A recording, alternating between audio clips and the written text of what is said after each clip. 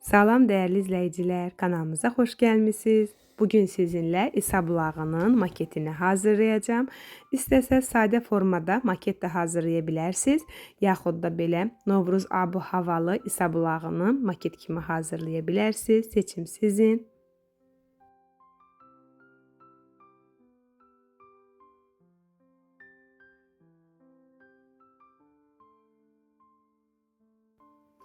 Böyük maketləri mən taxta üzərində qururam.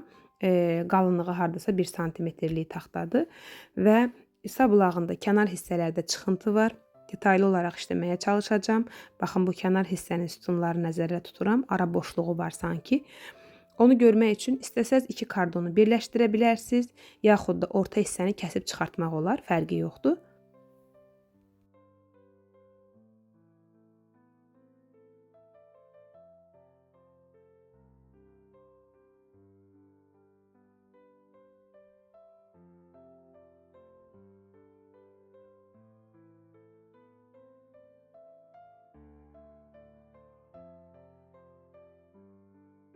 Bu taxtanı düz formada deyil, biraz maylı, yəni təxmin olaraq deyirəm 45 dərəcə bucaq altında yerləşdiririk və hündürlükləri ölçü olaraq göstərirəm ki, ola bilsin siz də hazırlayanda eyni bu ölçüdə hazırlamaq istəyirsiniz. Bu isə maketdəki o başlıq hissənin küncüdür və bu formada 2 sütunun arasına yerləşəcək qədər kardon kəsirik. Hətta kənar hissələrdən yarım santimetr içəriyə doğru kəsdim mən. Çünki əlavə kənarlara yapışdıracağam. Onu da nəzərə aldım, yəni boşluğu doldurmaq üçün. Və bu kağızı kəsməkdə məqsədim daha simmetrik olması üçündür. Yəni qatlanan fiqurlarda açılanda daha simmetrik, dəqiq simmetriya əldə etmək olur.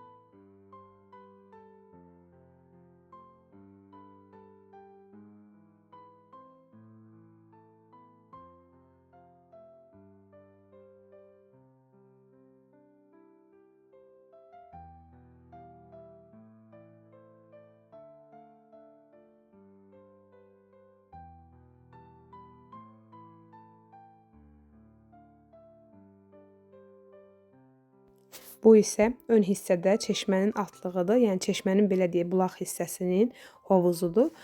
Və burada da ara kəsmə var. Onu əldə etmək üçün yenə kardonu bu dəfə ortadan kəsib çıxartmayacağam.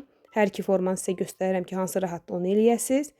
Birbaşa içəri hissəni çıxardıb kağız yapışdıracağam. Amma yəni öncədən kağızı da yapışdıra bilərsiniz, daha sonra kəsəsiniz, yaxud da əksinə. Bir kağız üzərinə 2 paralel kardonu biraz yarım santimetr ara məsafə ilə yapışdıra bilərsiniz.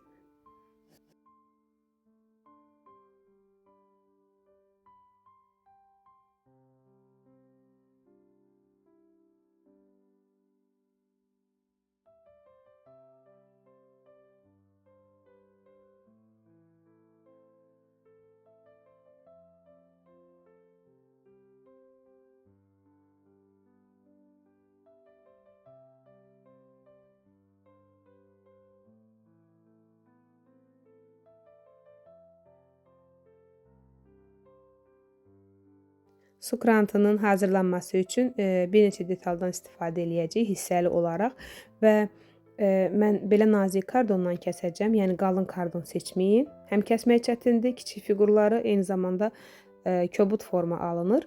Və onu da deyim ki, əgər əlinizdə plastik borular varsa, müxtəlif ölçülü, 3 ölçülü bizə əsas plastik boru lazım olacaq. Və bəzi hissələri mən kağızdan özüm hazırlayacağım. Çünki istədiyim ölçüdə boru yox idi. Yəni istəsəz bütün boruları belə müxtəlif diametrdə hamısını kağızdan hazırlamaq olar.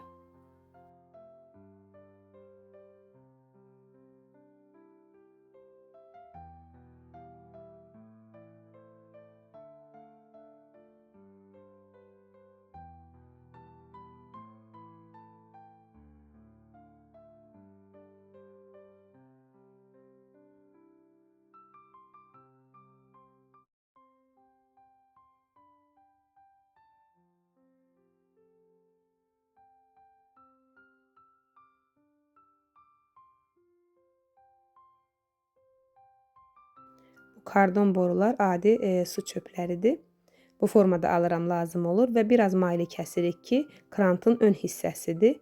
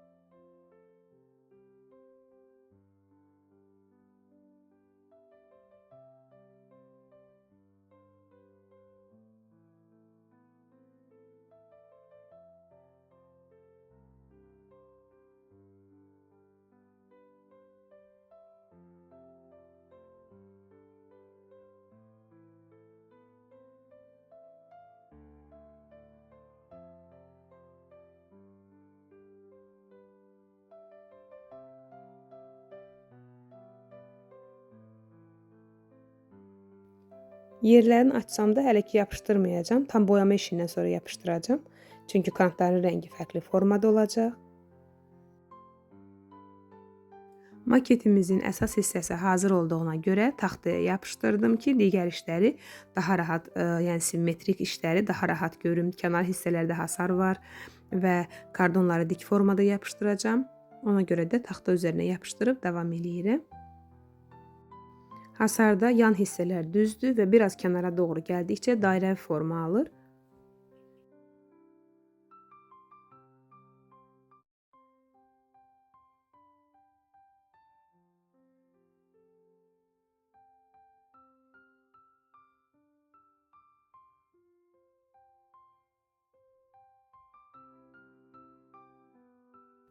Və maketimizdəki arxa hissədə dağlıq, yaşıllıq görüntünü əldə etmək üçün penoplastdan istifadə elədim.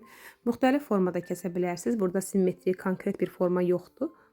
Bu formada kəsdikdən sonra boyama işinə başlayacağım. Və boyamada çalar əldə etmək üçün əvvəlcə yaşıl boya və ara hissələrdə qəhvəyi boya, daha sonra ən sonda isə fırçamı isladıb həm qəhvəyi, həm yaşıl boya aralarında keçid eləyib, belə deyim, daha tünd yaşıl rəng əldə edə bilərsiniz. Yəni burada yaşıl və qəhvəyinin konkret keçidini əldə eləməməyə çalışın. Yəni biraz yaşıl, biraz qəhvəyi və keçid tonları olsa daha maraqlı görünəcək. Künc hissələrə isə adi A4-ü cırıb yapışdırıram. Nəyə görə cırıram? Çünki əllə kəsəndə daha səliqəli olur və şpaklyovkanın altından konkret xətt kimi, kontur xətti kimi bilinir. Amma belə cırdıqda həm kağızın ucu nazilir. Mən Kinder şarlarda da bu formada istifadə eləyirəm və belə səliqəli, belə deyim, alt hissədən heç bir xətt bilinmir. Şpaklyovka səliqəli formada qalır. Ona görə kardonun künc hissələrini qapatdıqda adətən bu formada kağızı əlimlə belə cırıb adi forma verə bilərsiniz. Yəni düz kəsmək vacib deyil. Və dönmə hissələrdə kağız parçalarını daha kiçik hissələrə bölün. Şpaklyovkanı ön hissələrə və bütün maketimizə vuracağım. Amma maketə vuranda iki rəngdən istifadə eləyəcəm. İlk öncə şpaklyovkamıza qara rəng qatacağım ki, boz rəng əldə eləyim və daha sonra o boz rəngin üzərindən yenidən ağ işləyəcəm. Video davam etdikcə sizə göstərəcəm. Yəni belə deyim, daş mərmər görüntüsünü əldə etmək üçün ilk öncə adi boz şpaklovkanla birbaşa bütün maketi boyuram. Daha sonra istədiyim yerlərə ağçalar verəcəm. Sanki belə deyim, daşlarda künc hissələr biraz boz, orta hissələr daha ağarmış formada. Bu gecə çəkilişidir. Maketimi bitirməyə çalışıram. Və gəldik su krantlarımıza. Yenə iki rəngdən istifadə edəcəm. Gümüşü boyam var. Daha sonra künc hissələrə, bəzi hissələrə qəhvəyi boya ilə qarışıqlıq verəcəm. Tam da gümüşü deyil çünki.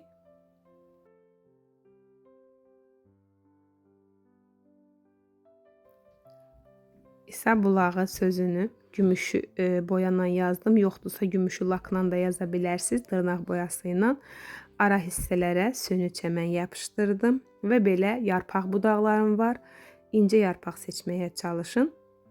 Daha sonra isə suvenirlərimizi yerləşdirəcəm. İsa bulağında Novruz bayramını qeyd edirik.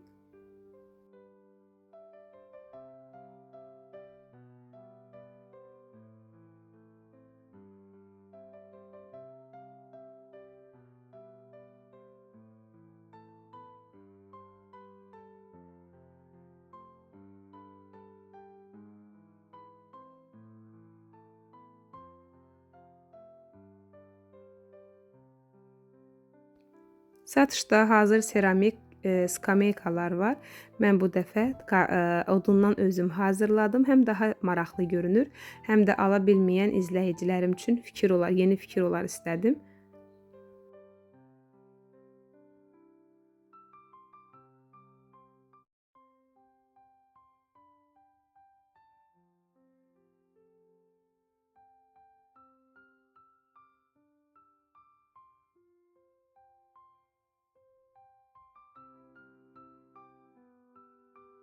Ara hissələri həsir iplə bağlamaqda ilk məqsədim daha möhkəm olması üçündür.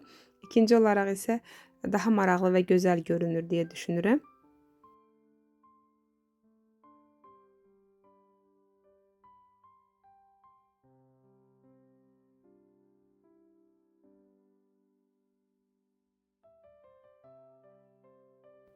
Daha sonra belə bir quş yuvası hazırlamışam, onu yapışdıracağım.